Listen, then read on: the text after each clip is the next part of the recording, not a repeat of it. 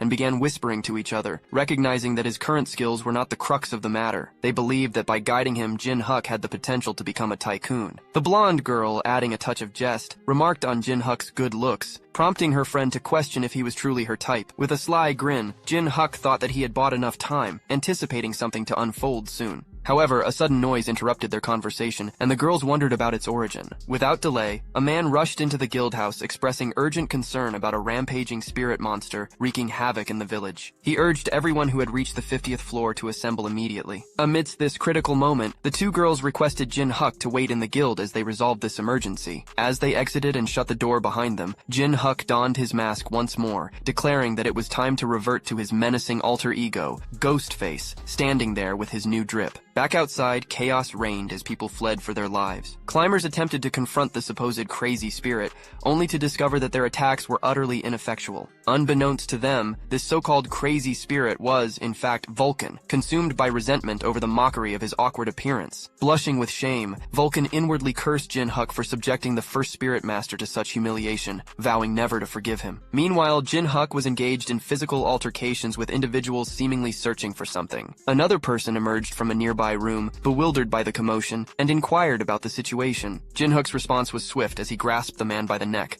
hoisting him into the air. He noticed a plethora of books inside the room the man had come from and demanded information. Jin Huk explained that given their guild's affiliation with the Holy Kingdom, he required a list of other guilds and their precise locations. The gasping man questioned Jin Huk's wisdom in making enemies of 2 members of the 9 Star. Jin Huk expressed gratitude for the man's concern, but warned that now was not the time to worry about others. Terrified, the man reluctantly pointed toward a desk inside the room he'd exited. Jin Huk thanked him for not wasting his time, releasing his grip. As Jin Huk perused the papers on the table, he discovered information about the Pelin siblings, realizing that the individuals before him were their pawns. He silently vowed to bring them all under his control, burning the papers as a symbolic gesture of his intent to dismantle them slowly. The scene shifted to Gold Lich, who was reviewing reports when an envelope slipped from the stack, catching his attention. Intrigued, he opened the letter, wondering why Puppet had sent a separate message alongside the report. reports. As he read the contents, a moment of eerie silence enveloped him, followed by a nervous, sweat-inducing realization. Gold Lich exclaimed, "Ghostface! How in the world do you know about this?" Due to Jin Huk's involvement in igniting the building, a massive fire suspected to be an act of arson engulfed the village. Unfortunately, all witnesses on the scene perished. Beck Halo, the guildmaster of the White Swallow, expressed suspicion about a prospective recruit. Beck inquired about the individual's appearance and attire from two young women. Strikingly, their descriptions of Jin Huk differed. The blonde girl depicted him as a handsome man with a prominent nose bridge, while her friend described him as unattractive with a short, stubby nose. They exchanged shocked glances, realizing Jin Huk might have employed hallucination magic. The narrative shifts to Jin Huk in a room where Vulcan emerged from a portal, and Jin Huk praised his performance with an arrogant grin. Jin Huk mentioned rumors about a fearsome ghost. Vulcan, frustrated, questioned if he was mocking him. He also inquired if Jin Huk had completed his mission without detection. Jin Huk confidently admitted to using effective hallucination magic, causing everyone to remember him differently. When Vulcan asked about the gathered information on other guilds, Jin Huk stated that having it in his mind sufficed. Suddenly, a knock at the door interrupted them. Vulcan asked if Jin Huk had requested room service, but Jin Huk denied it. He donned his mask and devised a plan. He'd open the door on the count of 3, and Vulcan would apprehend the visitor. Jin Huk counted 1, 2, 3, and Vulcan swiftly summoned chains to capture the knocker, revealing it was Hal Xiang. He informed Jin Huk that Puppet had sent him to convey that the Gold Lich had arrived at the 10th floor branch. Upon reaching the 10th floor, they encountered numerous knights. Jin Huk inquired about the Gold Lich's whereabouts, and the Gold Lich himself acknowledged Jin Huk's audacity and commended his courage for showing up. With a menacing demeanor, the Gold Lich warned Jin Huk of a steep price to pay, declaring that individuals who possessed knowledge of certain matters couldn't exist within the tower. As the Gold Lich departed, he ordered the knights to escort Jin Huk, barely clinging to life, to his room. Jin Huk's demeanor turned menacing as he challenged the knight leader, asking if he desired a fight. In response, the knight leader ordered his comrades to prepare for battle, but before they could react, Jin Huk delivered a powerful punch to the leader while chastising him for foolishly revealing their strategy. The other knights watched in shock as their captain was defeated. Without hesitation, Jin Huk swiftly incapacitated all the standing knights and then advanced towards the Gold Lich, wielding the knight's equipment. The Gold Lich, in a dramatic turn, caused the gold coins around him to levitate, almost resembling liquid. The coins transformed into projectiles and barraged Jin Huk relentlessly. Internally, Jin Huk recognized this power as golden power, where the Gold Lich converted gold into mana for his attacks. Jin Huk skillfully deflected the onslaught of coins and questioned if that was all the Gold Lich had to offer. However, the Gold Lich wasn't finished. He morphed the gold into sharp-pointed blades, warning Jin Huk that the majority of the gold in the branch could unleash a devastating wave. Even if it's the so-called ghost face, he will be critically injured. Just as an explosion occurred around Jin Huk, seemingly ending the confrontation, Jin Huk surprised the Gold Lich by revealing he wasn't defeated. He held a spear to the Gold Lich's neck, claiming victory in their verbal battle. Pushing away the spear, the Gold Lich arrogantly remarked that he could easily eliminate someone like Jin Huk if he wished. To the Gold Lich's shock, Jin Huk countered, stating that he couldn't be killed. Jin Huk emphasized that the Gold Lich hadn't inquired about his information source, and that they intended to capture him alive. Jin Huk offered to reveal his source, leading the Gold Lich to request his presence in a grand room. Jin Huk marveled at the opulence of the room, acknowledging the power of money. The Gold Lich then activated his power, creating sharp blades that sealed them off from the outside world. He demanded to know the person who had informed Jin Huk about his ownership of the auction. The auction serves as an expansive system enabling the trading of items within the tower. However, this intricate system wasn't a natural occurrence within the tower. It was crafted by a singular individual, Gold Lich. Internally, Gold Lich harbors concerns that the exposure of this truth could undermine the very foundation of his Gold Lich enterprise. With a fiery glare, Gold Lich interrogates Jin Huk, inquiring about the source of the information that implicated him as the auction's owner. Jin Huk, donning a smirk, playfully reveals that it was merely a ruse devoid of any concrete origin. Unsatisfied with Jin Huk's response, Gold Lich forges a substantial golden labrise, brandishing it menacingly while questioning if the loss of an arm and leg wouldn't severely hinder Jin Huk. As Gold Lich launches his assault, Vulcan materializes and delivers a powerful punch, shattering the formidable lays into fragments. Gold Lich's eyes widen in astonishment as he comprehends that Jin Huk has employed a soul soldier. Maintaining some distance from Jin Huk, Gold Lich astutely observes that only a spirit master possesses the capability to wield soul soldiers, prompting him to inquire how Jin Huk has acquired this skill. Jin Huk removes his mask, revealing a wide grin as he addresses Gold Lich by his true name, Creditor William. Acknowledging Jin Huk, Gold Lich queries how he is still alive. Jin Huk proceeds to recount the events of the raid on the 600th floor, the betrayal by the 9-star, Bale's bestowed gift, and his subsequent resurrection. Gold Lich is left deep in thought hearing this narrative for the first time, while Vulcan regards Jin Huk with newfound interest. Gold Lich then conveys his disbelief in standing before the person he thought was Cha Jin Huk. Jin Huk counters by affirming that his identity remains unchanged, albeit with a dash of surprise. Gold Lich Lich subsequently inquires about Jin Huk's motives, to which Jin Huk responds by expressing his need for financial assistance from the Gold Lich Company. He proposes a sponsorship-type contract. Gold Lich, however, asserts that Jin Huk shouldn't speak of the company as if it were his own. Jin Huk rebuts this by emphasizing his significant contributions, highlighting his role as a founding contributor and the largest shareholder of the Gold Lich Company. Noting Jin Huk's assertiveness, Gold Lich remarks that he finally perceives the true Jin Huk. In their conversation, Jin Huk humorously quips that he is indeed the genuine Jin Huk. Gold Lich then underscores the necessity for reciprocity, even if Jin Huk is without a doubt the authentic Jin Huk, emphasizing that a contract requires both parties to contribute. Jin Huk proceeds to offer valuable insights he's deduced from the wealth of information he's collected and synthesized over time. Gold Lich, intrigued, agrees but mentions that the price will be determined after hearing Jin Huk's revelations. With a focused demeanor, Jin Huk begins by revealing the 9 Stars' sinister plan to undermine him. He posits that this implies the existence of a mastermind orchestrating the scheme, given the strong-willed nature of the siblings, making them unlikely to cooperate unless commanded by a power higher than them. That higher authority, he asserts, can only be the tower's 4 monarchs. Gold Lich is visibly astounded and asks Jin Huk to pause, inquiring if he is referring to the tower's 4 royalties. Jin Huk confirms this and explains that the 4 royalties are driven by the desire to preserve the dominance of their respective species. With other species ascending the tower, which has emerged as a realm from another world, their influence diminishes. As a result, they aim to reach the tower summit or eliminate potential threats that could challenge their supremacy. Those who partake in the struggle stand to become rulers of their respective floors. Gold Lich queries if this is the extent of Jin Huk's deductions, especially since Jin Huk was the primary victim in this situation. Jin Huk reveals that the Oni village on the 100th floor possesses this knowledge. He further adds that he is aware of the sole survivor of that catastrophic event, a young Oni girl named Haru. The scene transitions to Haru, decapitating an orc. She inwardly laments that it's still insufficient to defeat the orc boss. She must significantly augment her strength. Her struggles with the 10th floor boss challenge weigh heavily on her mind. Inwardly, she resolves that to reunite with Jin Huk, she must undergo a substantial transformation. Suddenly, her sword queries why she's groaning when she simply needs to utilize its power. The sword suggests that dispatching the orc boss would be effortless with its assistance. However, Haru declines, citing her promise to Jin Huk not to wield the Dragon Slayer's sword's might. She firmly asserts her commitment to growing stronger on her own, and requests the sword not to engage her in conversation. Gold Lich then voices his puzzlement. During that fierce conflict, the Oni dispatched only a young child and a sword. Jin Huk confirms that Haru and the sword are indeed the targets. He elaborates that to eliminate a single young Oni, they decimated the entire species. In essence, they're handicapping themselves. Inwardly, Gold Lich acknowledges the implausibility, but recognizes that it would explain everything. Jin Huk rises and declares his motive as revenge. He vows to obliterate everyone, including the 9 Star, the supporters of the 4 royalties, and the 4 royalties who murdered Gold Lich's family. With his newfound trust in Jin Huk, Gold Lich channels power from the outside world. Just then, Bal arrives inquiring about Jin Huk and Gold Lich's discussion. The 9-tailed fox chimes in with an unrelated remark, irritating Jin Huk, who snaps at them to be quiet and not disrupt the atmosphere. Gold Lich, finally accepting Jin Huk's offer, expresses his willingness to provide Jin Huk with his insights. Still somewhat skeptical, he challenges Jin Huk to prove that he is truly Cha Jin Huk. At this moment, Jin Huk lets out a weary sigh and questions whether he truly lacked trust to this extent. He inquires of Gold Lich whether such an extreme measure is necessary. Gold Lich responds by emphasizing his role as a merchant, where trust holds immense value and is not something he can afford to take lightly. Jin Huk finds this rather irksome, prompting him to reach out to Bal for a character reference. Jin Huk proposes a handshake, but Bal, still hesitant, requests not 1 but 3 handshakes as a condition for vouching for him. Jin Huk agrees and completes the handshakes, with his title Peak of All Evil on the line. Bal vouches for Jin Huk. Gold Lich, compelled by this display of trust, offers his hand for a handshake and expresses his willingness to believe Jin Huk. As their hands meet, Jin Huk wastes no time in presenting his initial request to his sponsor. Gold Lich accepts and assures him that if it's something purchasable, he'll acquire it promptly. Jin Huk, resolute in his purpose, reveals his need for an extensive array of weapons suitable for use within the tower, along with plenty of spares. Gold Lich, puzzled, questions Jin Huk's motives, reminding him that he's a spirit master and asking if he's going to start a war on the 10th floor. Jin Huk grins and inquires whether Gold Lich is familiar with the term All-Master, showcasing his status window as evidence. Upon seeing the All-Master class designation, Gold Lich is left dumbfounded, realizing the significance of Jin Huk's newfound strength. Jin Huk proceeds to explain that the All-Master class, as the name implies, enhances all of his stats, even for weapons he's never wielded before. It imparts a profound sense of familiarity, as if he has years of experience with each weapon. Inwardly, Gold Lich acknowledges that while Jin Huk may be currently weaker due to reincarnation, his potential has skyrocketed. Gold Lich decides that his priority should be to exponentially increase Jin Huk's potential and promptly summons Puppet. Puppet enters, inquiring if their conversation has concluded. Gold Lich then tasks Puppet with procuring and gathering all the weapons available on the 10th floor, discreetly using various company names to avoid suspicion. Presenting his golden card, Gold Lich instructs Puppet to label the weapons as VIP. After some time, Puppet returns holding a single piece of clothing. This leaves Jin Huk perplexed, as he had expected a much larger assortment of weaponry. Puppet informs Jin Huk that all the weapons he requested are actually stored inside the coat. Initially perplexed, Jin Huk's confusion dissipates as Gold Lich grins and reveals the coat's true nature, a subspace coat. This remarkable coat possesses a lining that connects to a subspace capable of storing as many inanimate objects as a large storage room could. Furthermore, its temperature, size, and color are adjustable at the user's will, and it's enchanted with protective magic. Gold Lich emphasizes that this item is exceptionally rare within the tower and advises Jin Huk to use it with care. With his newfound drip, Jin Huk playfully suggests that Gold Lich should also exercise caution, given Jin Huk's ambitious spending habits. The scene transitions to a portal opening, and Kim, along with his two companions, emerges from it, barely clinging to life. One of them, in blue, notes that since they challenged the boss as a party, they didn't earn any achievements but survived thanks to Kim's support item. The one in orange laments that they've exhausted all their resources before reaching the 10th floor and questions how they'll continue their climb. Kim, wearing a joyful expression, reassures them by mentioning the White Swallow Guild's presence on the 10th floor, suggesting they'll find support there. However, his thoughts secretly turn to Jin Huk, now identified as Ghostface. He clenches his teeth in anger and vows to make Jin Huk pay for the humiliation and threats. Returning to a cheerful demeanor, Kim informs his companions that they're about to enter the bloody revenge battle. Upon arrival, they are shocked to discover the building in ruins. Night falls, and they learn that other guild members have evacuated to the 30th floor. With limited skills and resources, they ask Kim for guidance, realizing the challenge of reaching the 30th floor under these circumstances. As Kim remains silent, the man in blue prompts him to say something, while the man in orange expresses their trust in Kim, highlighting that aside from his guild affiliation, he's nothing special. Internally, Kim seethes with frustration, considering his companions useless. He contemplates using this opportunity to rid himself of them, believing they wouldn't have passed the 10th floor without his help. Suddenly, their attention is drawn to a trembling and whimpering baby fox on the street. Kim, irritated by their lack of food to offer, scolds the fox when it dares to lick his foot. Frustration boils over, and Kim cruelly kicks the defenseless creature, causing it to cry out in pain. In a moment of cruelty, Kim vents his own stress by relentlessly kicking the fox while cursing his misfortune and lamenting that everything in his life seems to go wrong. Then a glimmer of light appears in a dark alley, and in a flash, Kim's foot is severed by a swift knife strike, leaving him bewildered. Menacingly, Jin Huk commands him to cease his brutality, warning that it will take time to tend to the injured fox. Kim, racked with pain, pleads for the stranger's identity, but Jin Huk ominously proclaims that he's about to become the owner of the very fox Kim callously mistreated. A few moments earlier, Jin Huk strolled through the streets alongside Vulcan. Jin Huk mentioned they had one final destination in mind, the Tower of Class Advancement to harness spirit power. Vulcan, inquisitive, inquired about the purpose as Jin Huk was already a spirit master. Jin Huk explained that his class advancement was akin to becoming an all-master and regaining memories from his previous life, although he had yet to acquire spirit power through cultivation. Vulcan pondered the idea. Jin Huk suggested they take a break from spending the Golden Lich's wealth tonight. Suddenly, a notification alerted them that the nine-tailed fox had detected something. Bal pointed in a specific direction, prompting Jin Huk to look. As they gazed in that direction, the nine-tailed fox fell silent, leaving Jin Huk curious. She eventually requested his assistance, revealing that her baby was in peril. Bringing us to the present moment, Jin Huk was taken aback by the unexpected encounter with the offspring of the mystical nine-tailed fox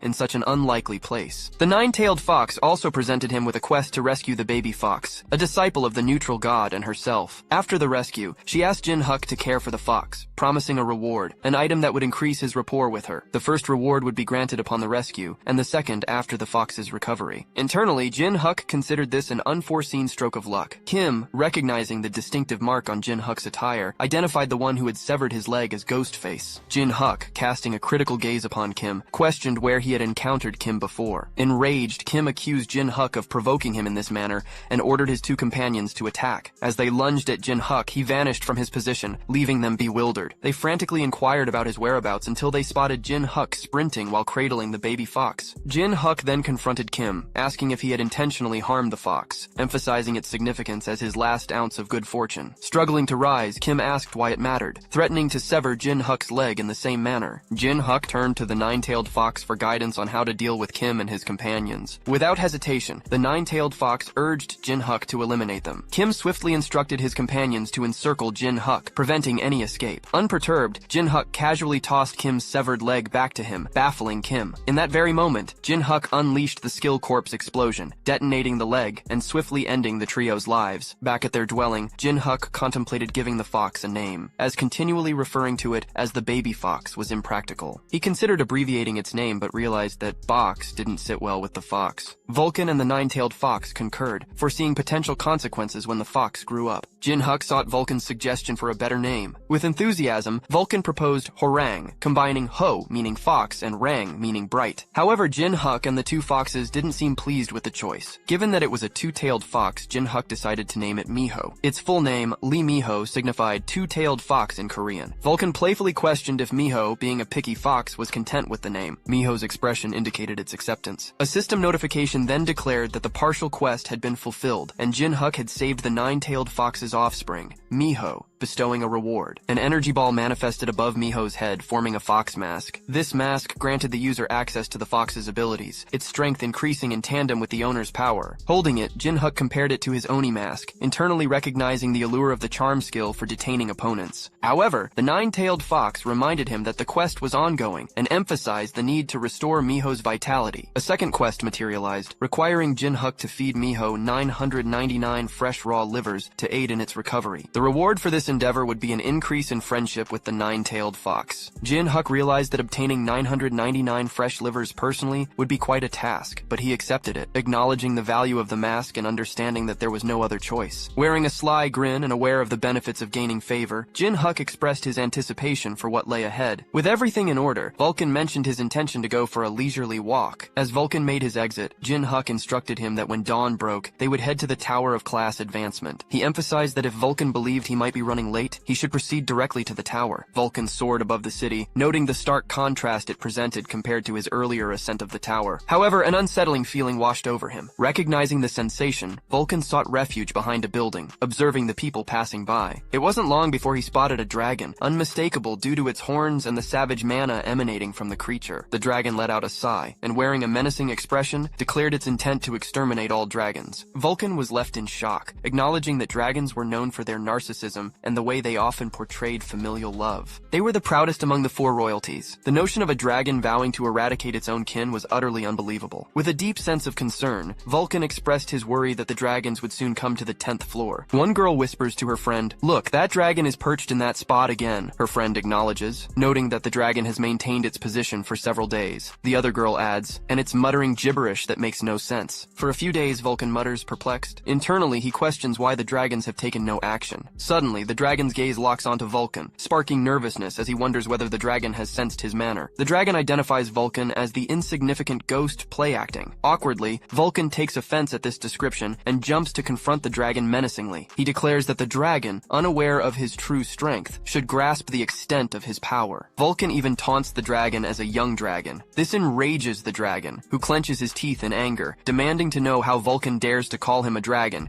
and if he wishes to face death. Meanwhile, on the outskirts of the 10th floor, Jin Huk approaches the Tower of Class Change. He mutters his frustration, cursing Vulcan for not returning and wondering why Vulcan hasn't responded to his telepathic messages. Jin Huk opens the door to the tower only to find it deserted. His attention shifts to a voice introducing itself. The man with disheveled hair and a mark on his forehead warmly welcomes Jin Huk and introduces himself as Ken, the climber responsible for the Tower of Class Change. Jin Huk remarks on the desolation, and Ken explains that few people on the 10th floor awaken their mana. It's practically a ghost town. Jin Huk comments and expresses his desire to use the Necromancer's room and asks Ken if it's possible. Ken agrees but requests proof of Jin Huk's awakened mana by having him infuse a crystal orb with mana. Jin Huk inquires if he needs to channel the mana into it, and Ken confirms. Jin Huk places his hand on the orb and begins to infuse it with his dark and mesmerizing purple mana. The power is so overwhelming that Ken can't believe it. He wonders how a 10th floor climber possesses such potent mana. The orb becomes so saturated that it starts to crack and eventually shatters into numerous pieces. Ken's astonishment at the shattered crystal orb was so profound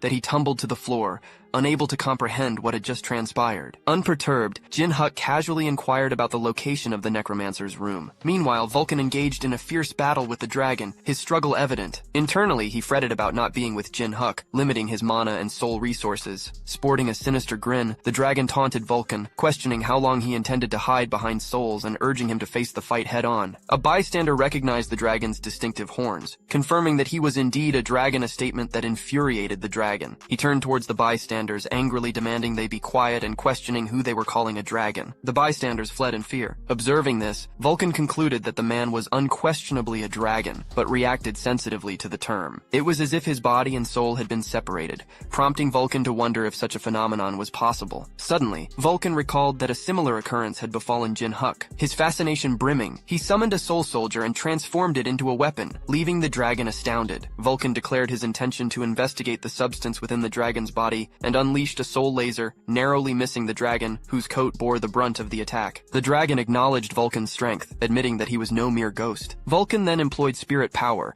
a magical technique that consumed souls as if they were mana, a skill even Jin Huk couldn't wield. Yet Vulcan confidently asserted that he was Vulcan, the first spirit master, and would make sure the dragon regretted picking a fight, all while launching an assault. As the dragon dodged, he sarcastically asked if they were introducing themselves now. Appearing beside Vulcan to clash weapons, the dragon identified himself as Hendrik the Dragon Slayer, declaring that he was the human who would send Vulcan to Nirvana. A dragon slayer? Vulcan repeated, pondering how a potent soul like that ended up within a dragon's body. Hendrik unleashed his attack, the flowing dragon ride, forcing both combatants to create some distance. Vulcan realized his earlier carelessness, having underestimated Hendrik as a young dragon. If indeed there was a dragon slayer's soul within the dragon's body, and they were a climber of the 7,800th floor, Vulcan understood that even with Jin Huk's arrival, victory against Hendrik was far from guaranteed. With agility, Vulcan evaded Hendrik's attack and launched a counter-offensive, but Hendrik scoffed, questioning whether Vulcan truly believed he would fall for the same trick again. Just as Hendrik was about to evade, Vulcan utilized Soulbind to seize Hendrik, rendering him immobile. Vulcan then unleashed a massive attack, directing it at Hendrik. However, Hendrik countered with his own technique, 10,000 slashes, slicing through the spirit arms that held him. Suddenly, Hendrik's attention shifted to a colossal spirit hand hurtling towards him. This attack, Soulbind Giant, was executed by Vulcan and was of colossal proportions. It struck right where Hendrik stood, causing significant damage to the surroundings and the village. After that intense battle, Vulcan breathed a sigh of relief. It had been a close fight, and he'd exhausted all the mana and souls Jin Huk had temporarily provided. Surveying the damage, Vulcan observed that the dragon wouldn't be able to move for some time, giving him the chance to escape. However, a few seconds later, a crack appeared on the giant shadow hand, and the dragon broke free from its grasp. He breathed heavily, called Vulcan's name, and then burst into boisterous laughter. He vowed to personally slice Vulcan into pieces the next time they met, raising his sword as a solemn oath. Meanwhile, Jin Huk conversed with the yellow-haired man about the numerous rooms in the area. The man noted the diversity of magic paths and couldn't help but wonder about Jin Huk, a 10th floor climber, who even a 35th floor climber couldn't contend with. Recalling the man's name, Ken, Jin Huk admitted that he was an alright mage and a useful guide. As they reached their destination, Ken introduced it as the Necromancer's room. Jin Huk observed the reagent corpses and books, noting that it was a room that necromancers dream of. Ken assured Jin Huk that if he needed anything, he should let him know, to which Jin Huk replied, sure. As Jin Huk began to prepare, Vulcan suddenly appeared, startling the small fox. Jin Huk inquired about Vulcan's whereabouts, and Vulcan reassured him, explaining that he had been a bit rough during his morning exercise. Vulcan noted that it seemed Jin Huk was about to get started. Jin Huk confirmed, and with a snap of his fingers, he commanded his spirit soldiers to get to work. They engaged in various tasks, some taking books, others drawing magic circles, and a few lighting candles. After all the preparations, Jin Huk settled in the middle of the circle, surrounded by books and candles in a meditation pose. Miho, the small fox, noticed Jin Huk closing his eyes and wondered what was happening, but Vulcan picked her up and suggested they stand back for now. Jin Huk addressed Vulcan, saying that this might be his last command, and asked Vulcan to protect his body until he woke up. With a wicked grin, Vulcan warned Jin Huk to be careful because if he died, he'd take over his body. Suddenly, as Jin Huk initiated the ritual, a ghost appeared and gazed at him before entering inside his chest, startling Miho. Vulcan assured Miho that everything was going well, and explained that spirit power was a unique quality of a necromancer mage, allowing them to use souls as if they were mana. The quickest way to awaken one's spirit power was to be in a soul state, meaning they needed to die once. Vulcan keenly observed the change and realized that Jin Huk had entered the soul world. A voice rang out, proclaiming ownership of Jin Huk's body. Countless green souls materialized, all vying to seize Jin Huk's body to gain a chance at life once more. Witnessing the chaos, Vulcan rallied his soul soldiers and instructed them to defend their master from the deceased souls. He summoned additional spirit soldiers to confront the green souls. Suddenly, Ken entered the necromancer's room, bewildered by the commotion. He couldn't help but clutch his head and exclaim in frustration at the pandemonium. Vulcan, trying to regain control, asked Ken if he was a manager there and requested his assistance. Meanwhile, Miho trembled in terror, hiding behind some books. However, she noticed a green soul about to attack Jin Huk. Just as the green soul lunged, Ken noticed the impending danger and alerted Vulcan. In a state of panic, Vulcan urgently implored Jin Huk to regain control because his body was was on the verge of being stolen. Suddenly, Miho leapt between Jin Huk and the green ghost. She unleashed an attack, her body emitting a pink and black glow, appearing as if she was struggling but determined to save her savior Jin Huk. The whole crowd was left in awe by Miho's actions, leaving the green ghosts bewildered and questioning the source of the dazzling light. Upon closer inspection, their eyes formed heart shapes as they found Miho irresistibly charming, and they fell to the floor, overwhelmed by her cuteness. Even Vulcan, his spirit soldiers, and Ken weren't immune to Miho's enchanting skill. Back to his senses, Vulcan quickly snapped Ken out of his daze. Inwardly, Vulcan speculated that this skill might be a form of charm, one that not only controlled desires but also snared souls. He considered that Miho's divine heritage might make her different. Suddenly, a towering green spirit appeared, clearly agitated by the commotion. Spotting Jin Huk, he remarked on the chaos. Vulcan nervously identified this giant spirit as a named, signifying he was a strong climber when he was alive. Vulcan understood the danger if he possessed Jin Huk's body. As the spirit eyed it hungrily, the giant spirit's interest in Jin Huk's body was unsettling. Vulcan realized he needed to intervene, but was still under the influence of Miho's charm. He urgently implored her to stop the giant green spirit. In response, the spirit told Miho to move aside, showing no interest in her. Undeterred, Miho leapt at the spirit, preparing to use her powers. However, as she unleashed her abilities, she felt drained, leaving Vulcan to question if that was her limit. The massive spirit raised his sword, prepared to strike Miho. She braced herself for the impact. Unexpectedly, Jin Huk raised his finger and unleashed a dark aura beam at the spirit, astonishing Vulcan. Jin Huk thanked Miho and pointed at the spirit, calling him a bastard. The spirit screamed in terror as Jin Huk's attack damaged his spirit form. Jin Huk declared that even as a ghost, the giant spirit would serve as a powerful bullet. Absorbing the smaller green ghost that was unconscious on the floor, the giant spirit confronted Jin Huk, but he responded with a menacing glare and unleashed a barrage of dark purple energy bullets using his skill 10-fingered soul bullet,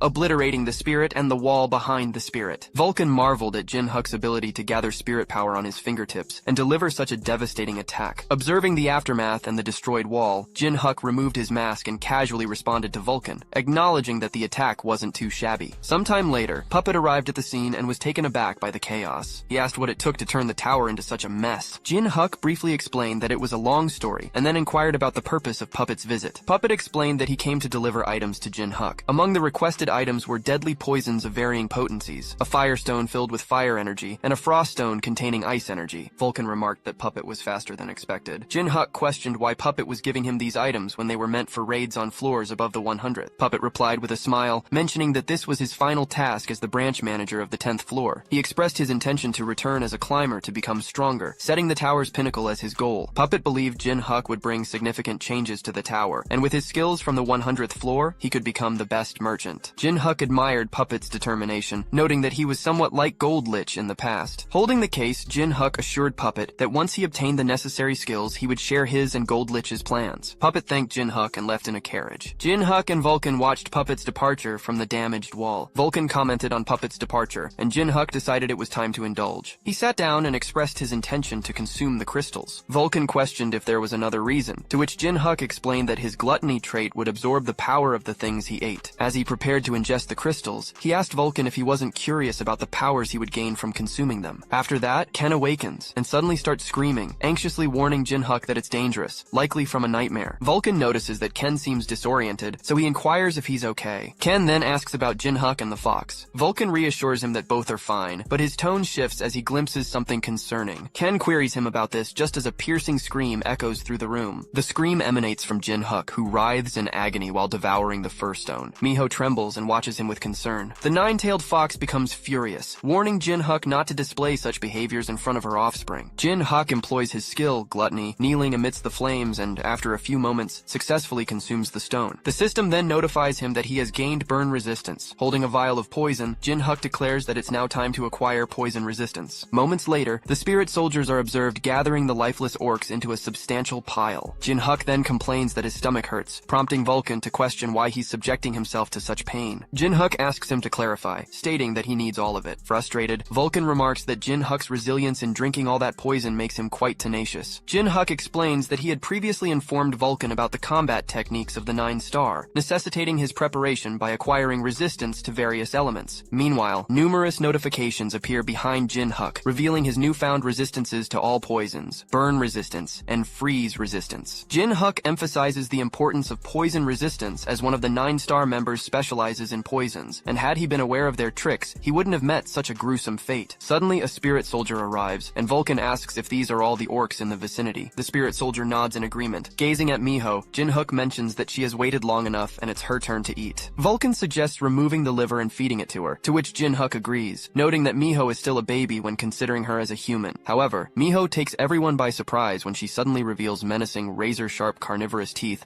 and begins devouring the deceased orcs. Jin Huk and Vulcan are left in shock. Once Miho finishes her gruesome feast, a notification indicates her progress in Part 2 of the quest, showing that she's consumed 127 raw livers out of 999. Jin Huk expresses a desire to create a wave, but he hesitates due to the city's size, not wanting to draw too much attention. He then inquires about who Vulcan was fighting the previous night. Vulcan, somewhat surprised, asks if Jin Huk is aware of it. Jin Huk explains that he sensed fluctuations in Vulcan's manner, leading him to ask about the encounter. He wonders if Vulcan had met one of the 4 royalties. Vulcan admits that he encountered a powerful dragon and used his spirit power to immobilize it. Suddenly, Jin Huk begins to emanate a menacing dark purple aura and exclaims, "One of the 4 royalties is here." Nervous, Vulcan urges him to calm down, cautioning against emitting such demonic energy in the middle of the street. Jin Huk notices a drop of blood and wonders if it's a side effect of his gluttony skill. Vulcan reiterates the need to calm down and informs Jin Huk that the dragon he encountered was no ordinary one. Jin Huk queries what Vulcan means by that, and Vulcan proceeds to recount the entire story. Jin Huk, deep in thought, puts his finger to his chin and mentions the dragon slayer Hendrik. Vulcan adds that what the dragon told him does make sense. Jin Huk ponders the idea of one's body and soul acting independently. Vulcan points out that he initially had doubts but witnessed an example in Jin Huk himself. Jin Huk exclaims, "Hendrik the Dragon Slayer," and notes that even he knows that name. He explains that Hendrik began his journey by slaying young dragons and eventually took on other dragons that came after him, earning him the title of Dragon Slayer. Jin Huk had heard that Hendrik met his end on the 700th or 800th floor. Vulcan suggests that Jin Huk might be walking into a trap set by the 4 royalties. With a smirk, Jin Huk expresses his intention to meet Hendrik, but he suddenly starts coughing. Vulcan reprimands him for going overboard, explaining that his gluttony trait is broken and there's a penalty for consuming things. After ingesting the poison, fire, and frost stones, it's imperative for Jin Huk to swiftly seek treatment for the internal injuries they've inflicted. Jin Huk questions treatment by a priest. "Are you out of your mind?" he inquires of Vulcan, asking if he's willing to undergo purification via divine power, along with the aid of spirit soldiers. Vulcan, in response, queries what Jin Huk intends to do, and insinuates that continuing without treatment might result in dire consequences, even jesting about the possibility of Jin Huk bleeding uncontrollably. Jin Huk realizes that obtaining divine power might be the most prudent course of action. Vulcan dismisses this idea as ludicrous. Suddenly, Jin Huk notices Miho growling at someone nearby and asks her what's causing the sudden agitation. He wonders why she's behaving in such an unusual manner, then attempts to silence her when he experiences discomfort in his ear. Abruptly, Vulcan addresses Jin Huk, expressing concern about the peculiar behavior of the people around them who seem to be moving mindlessly, unresponsive to Miho's howls. Jin Huk admits he's uncertain about the reason, but observes the people walking in an eerie synchrony. Unexpectedly, a golden circle materializes above Jin Huk and Vulcan, causing their eyes to widen. They turn around to find a woman with a halo above her head approaching them. She greets them with, "Nice to meet you, Ghostface." Jin Huk is taken aback and inwardly exclaims, "An angel!" Without wasting a moment, Jin Huk returns the greeting while preparing to strike, but in the blink of an eye, the angel stands in front of him, sword in hand, warning him not to take actions he'll regret. Shocked, Jin Huk acknowledges her swiftness with a smirk. The angel offers her greetings once more, saying, "Nice to meet you, Ghostface." As Jin Huk attempts to move his sword, he can't help but acknowledge the angel's incredible strength. She firmly holds his sword, and his efforts to wrest it from her grasp prove futile. The angel proceeds to inform him that his mouth is in a terrible state, and his throat, stomach, and intestines are all seriously damaged. Feeling her touch, he questions her actions. Suddenly, the angel begins to emit a radiant glow as she steps back. Vulcan inquires about Jin Huk's well-being. Inwardly, Jin Huk notes that his previously damaged body now feels completely healed. He gazes at the angel and recognizes this extraordinary power as divine power. The angel then inquires if Jin Huk can accept that she's not his enemy after what she has done. Introducing herself as Uriel, she reveals her affiliation with Wingless. A few moments later, a commotion is heard, and the NPCs regain consciousness, bewildered about their recent actions. The scene transitions to the Gold Lich Hotel. Within the hotel, the maids find themselves in a dazed state, contemplating whether they'd overexerted themselves lately. Unbeknownst to them, Jin Huk watches from the shadows. In the hotel room, Jin Huk confronts the angel, questioning her intentions. She openly admits to having subtly adjusted the memories of the NPCs, a precaution taken to protect the local citizens. Rushing rumors of her presence and causing an influx of angels heading to the 10th floor would have been detrimental. Jin Huk privately muses that her methods might be excessive but not entirely reckless. Memory alteration, huh? Not a bad idea, he remarks. Concerned that she might use this on him, Jin Huk seeks reassurance. She explains that it is impossible to manipulate the memories of individuals with a strong sense of self like himself. Uriel then brings up Miho and Vulcan, prompting Vulcan to acknowledge her ability to perceive him. Jin Huk questions why she sought him out, and she enigmatically speaks of the one who wears the mask, condensing grotesqueness and defying the heavens. She prophesies that despite their weaknesses, Jin Huk and his followers will ultimately succeed. Speculating that her visit is related to a prophecy within Wingless, Jin Huk inquires if it is a divine revelation. Her response is, it's similar. Inwardly, Jin Huk surmises that the one who wears the mask condenses grotesqueness likely refers to him. He then asks about the group Wingless, since it is his first encounter with them. Suddenly, Uriel removes her coat, revealing her back and the absence of wings, a shocking sight. She explains the dire state of the angels, driven to madness by greed. Those who defied them were branded as sinners and cast out, subjected to the punishment of having their wings a symbol of angels torn away. In short, they were angels no more. Uriel reveals that Wingless is a collective of angels like herself, all once part of Utopia, the city of angels. According to the prophecy,